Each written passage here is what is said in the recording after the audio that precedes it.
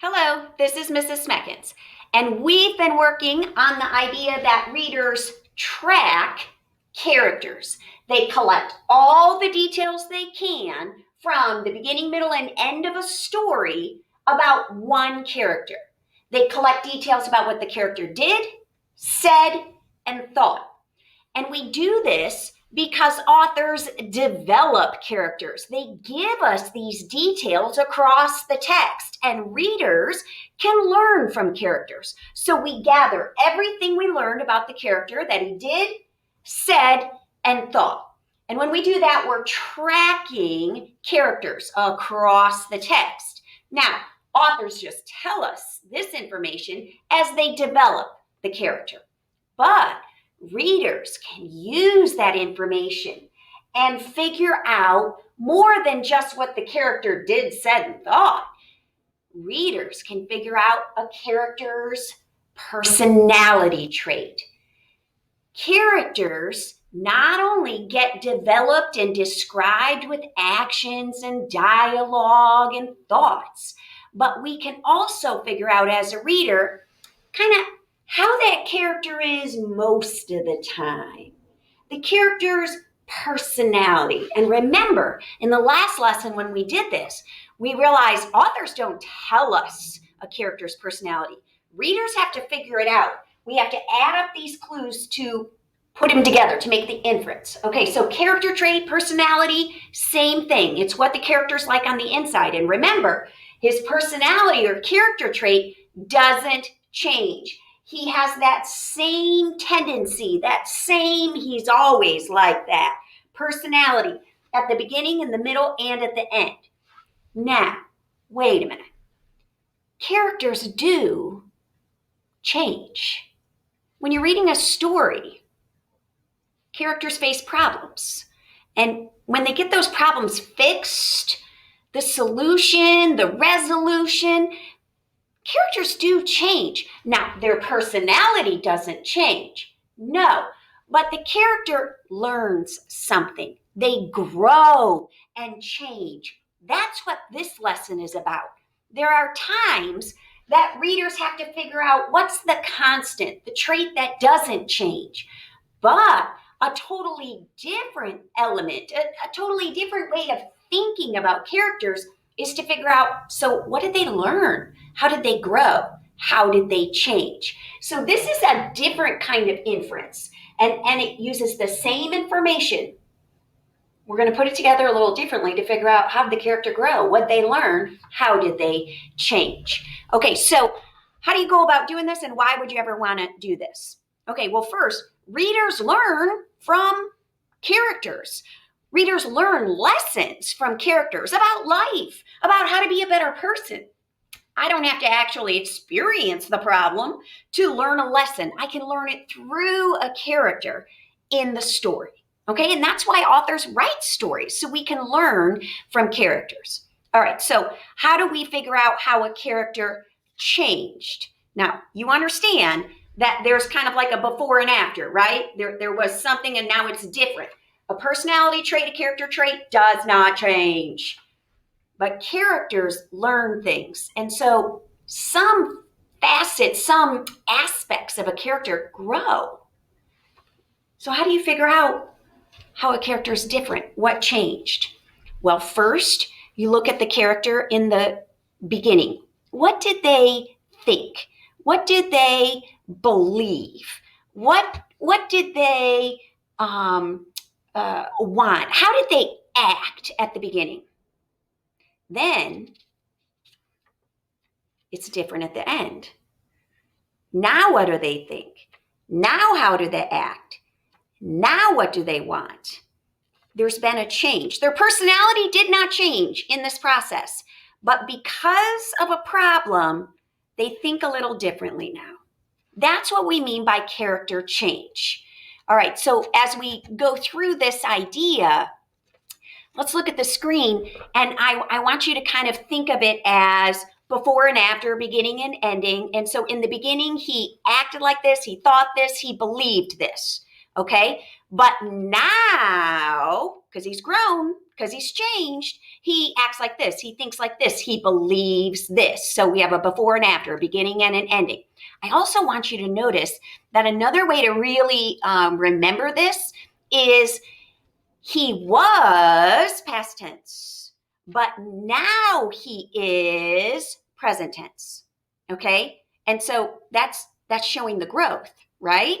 Okay, so let's look at some examples of characters and the change they went through. And let's use our story, Charles. Remember Charles, who's really Lori, and the bad student he was. Okay, let's look at how Mom changed, Lori's mother, how she changed. At the beginning of the story, the mom blamed Charles for being a bad influence on her son, Lori. Okay? But by the end, she no longer blames Charles. Okay? Now, let's look at the change that Lori went through. Okay? The boy, the 5-year-old kindergartner who came home and did all this tattling and did all these bad things. Okay? At the beginning, Lori, who we now know is Charles, right? That is Charles, misbehaved, past tense, every day in class. But now, present tense, Lori misbehaves only occasionally. He only has lapses occasionally where he misbehaves. See the past tense and the present tense? Okay, this is the change, right? And it's really not hard to figure out character change. This is not hard. What gets hard is to figure out why he changed, how he changed. That's what's hard. Doing the before and after, not hard. Remember, character traits don't change. They are like this throughout the whole text. But we can also track a character and see how he grew, how he changed, what he learned. So let me add this now up here on our anchor chart.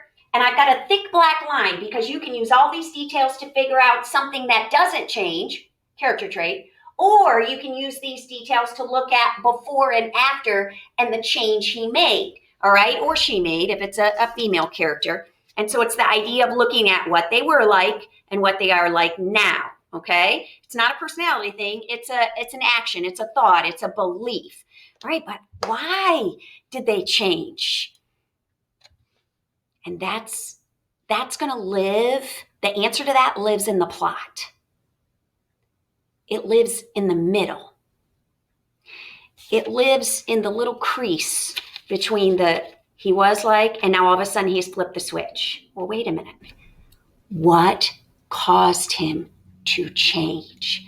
That's what readers have to figure out. What did he learn? He used to think this, now he thinks this. He used to act like this, now he acts like this. Fine. But why? Why did he change? That's harder. That's harder to figure out. Why did he change? What caused the change? How? Why? What caused it? Okay, you know story elements, and you know that peak is the climax, right? So we had this problem, things were going along, but then we had the moment, the turning point. It's just like a seesaw, you guys. It's the turning point when the balance gets shifted just enough to cause the change. That turning point, that climax, that crisis point is where we're going to learn why he changed. What did he learn? What did he realize? All right. And so let's look back at the mom now in the story, Charles. Okay, so the mom blamed Charles for being a bad influence. Okay, but now she no longer blames Charles. Why? What did she learn in the story? She went to the school, she talked to the teacher, and what did she learn? It's in what she learned. There it is. That's what caused the change. It's what she learned. What did she learn? That Lori totally made up Charles. Charles isn't even a student.